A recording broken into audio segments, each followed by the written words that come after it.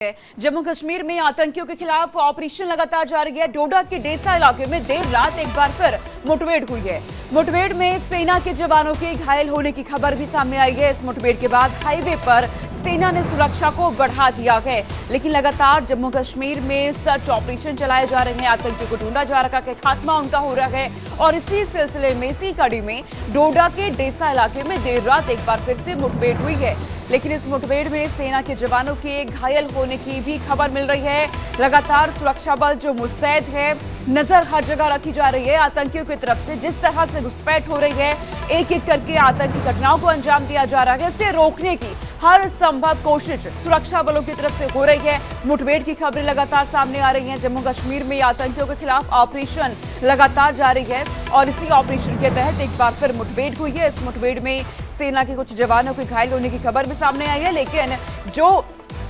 नापाक साजिशें आतंकियों की ओर से की जा रही है उसे नाकाम करने में सफलता सुरक्षा बलों के हाथ लगातार लग रही है। आतंकियों को ढूंढा जा रखा है, उनका खात्मा भी हो रखा है। जम्मू कश्मीर में पिछले कई दिनों से लगातार अलगाववादियों की तरफ से, आतंकवादियों की तरफ से घुसपैठ की कोशिशें हो रही हैं। दहशत फैलाने की कोशिश जम्मू कश्मीर में हो रही है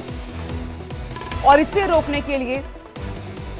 हर संभव कोशिश हो रही है। सुरक्षा बल कर रहे हैं, प्रशासनिक स्तर पर हो रही है। रमन सैनी हमारे साथ जुड़ गए हैं, अधिक अपडेट वो देंगे। रमन, एक एक करके लगातार हम देख रहे हैं आतंकी घटनाएं बढ़ रही हैं, लेकिन सुरक्षा बल जो मुस्तैद है, एक बार फिर से मुठभेड़ की खबर सामने आ रही है।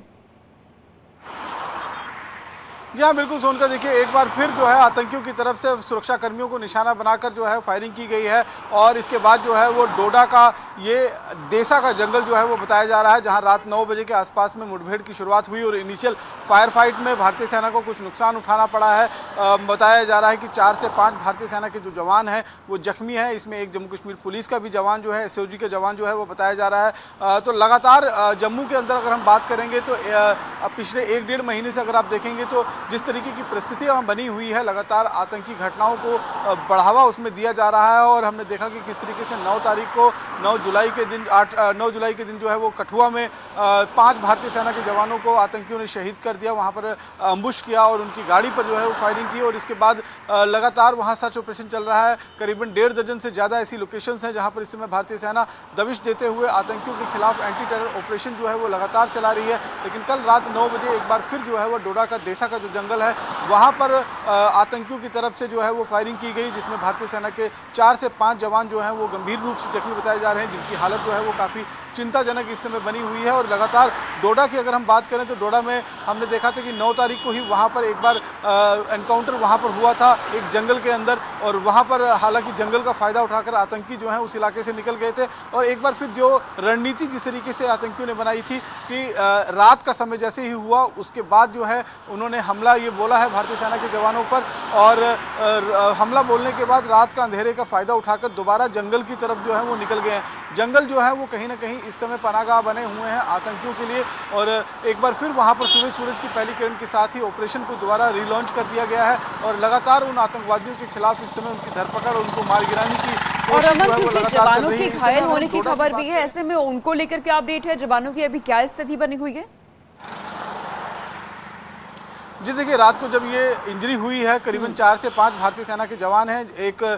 जम्मू कश्मीर पुलिस का स्पेशल ऑपरेशन ग्रुप का जवान जो है वो इसमें घायल हुआ है और सभी की हालत जो है वो इस समय चिंताजनक बनी हुई है, क्योंकि अचानक जो है ये फायरिंग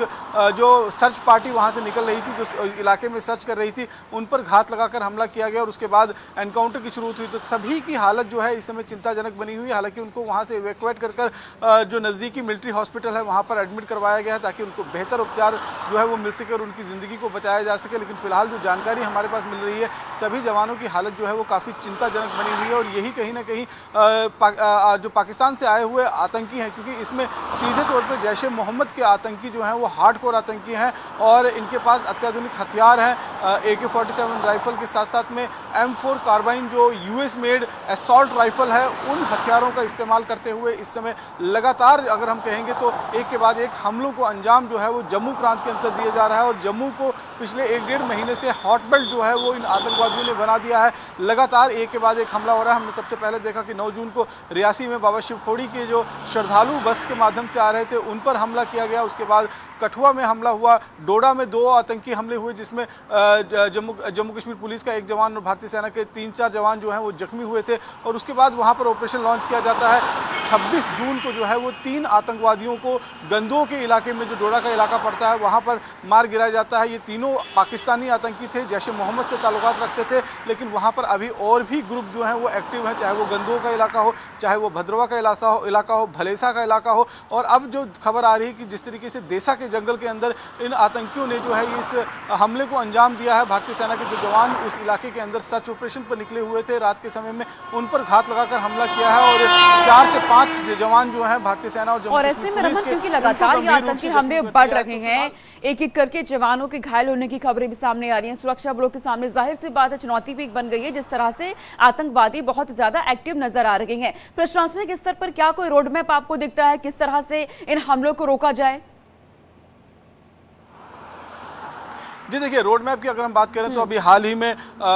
जो है वो सभी जितनी भी सिक्योरिटी एजेंसीज हैं उन्होंने मिलकर एक बैठक भी जो है वो की थी। किस तरीके से इन्फिल्ट्रेशन ये हो रही है, क्योंकि जो जानकारी है उसके मुताबिक पिछले 6 महीने में 60 से 70 खूंखार पाकिस्तानी आतंकी जो जैश ए मोहम्मद और लश्कर तैयबा से ताल्लुकात रखते हैं वो लाइन इंटरनेशनल बॉर्डर को पार कर इस इलाके के अंदर आए हैं। तो सबसे पहली प्राथमिकता तो ये है कि जो घुसपैठ कर जम्मू कश्मीर के अंदर दाखिल हुए हैं उनको मार गिराया जाए। उसके लिए लगातार रणनीति बनाई जा रही है। मैंने आपको जैसे पहले बताया कि करीबन 18 से ज़्यादा ऐसी लोकेशंस इस समय जम्मू के अंदर हैं जहां पर कैसो यानी कि कॉर्डन सर्च ऑपरेशन जो है वो आतंकियों के खिलाफ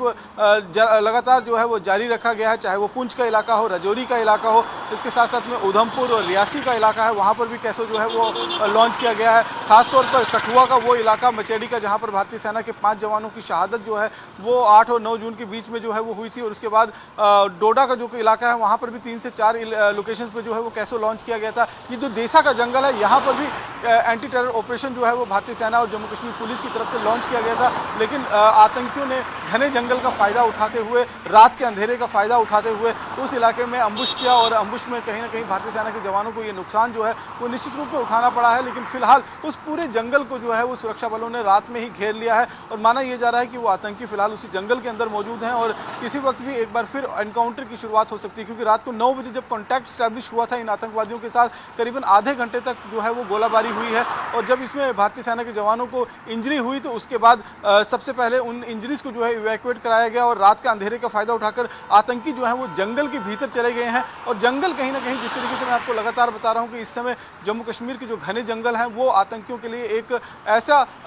एक हम कह सकते हैं कि पनाहगाह बना हुआ है, उनके लिए एक ऐसा इलाका बन गया है कि जहाँ पर सुरक्षा कर्मियों को जब ऑपरेशन लॉन्च करना पड़ता है तो बहुत सारी दिक्कतों का सामना करना पड़ता है, क्योंकि सुरक्षा कर्मी उस जंगल से पूरी तरीके से अनभिज्ञ होते हैं, उनको उसके बारे में जानकारी नहीं होती है, जबकि जो आतंकी हो उनके गाइड होते हैं वो उस जंगल के साथ भली भांति जो है वो परिचित होते हैं। तो लगातार जिस तरीके का ऑपरेशन इस समय जम्मू कश्मीर के अंदर चल रहे हैं, खासतौर पर जंगल में आतंकियों ने गोरिल्ला वारफेयर की टेक्निक को अपनाते हुए जंगल में किस तरीके से सर्वाइव करना है, सर्वाइव करते हुए समय समय पर वो इस तरीके से बाहर निकलते हैं, अटैक करते हैं, उसके बाद फिर जंगल में घुस जाते हैं। जंगल में रहते हुए जो आतंकी हैं वो बाहर की सारी मूवमेंट को देख सकते हैं, लेकिन जो सिक्योरिटी कर्मी के जो लोग हैं, सिक्योरिटी फोर्सेस के जो लोग हैं, जब उनको जंगल में जाना होता है तो उसके अंदर की पूरी जानकारी पहले उन्हें इकट्ठा करनी पड़ती है। इन सब चीजों में जो कहीं ना कहीं समय लगता है और इसी का फायदा और ऐसे इलाकों में ज्यादा चुनौतियां भी सामने आती है। मैं आपके पास रमन लौट रही हूँ, एक बड़ी खबर सामने आ रही है, इससे जुड़ी हुई है जम्मू कश्मीर में आतंकियों के साथ, क्योंकि लगातार मुठभेड़ जारी है सुरक्षा बलों की।